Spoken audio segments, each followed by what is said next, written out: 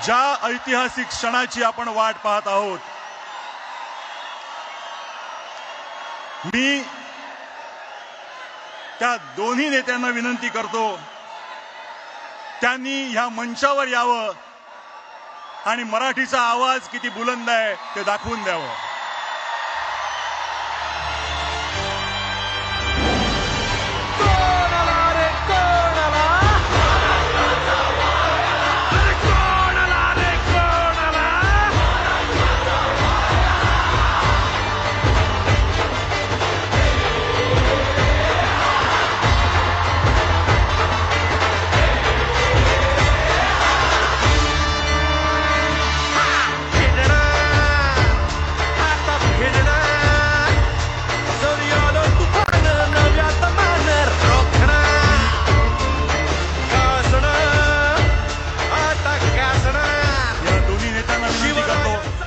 की त्यांनी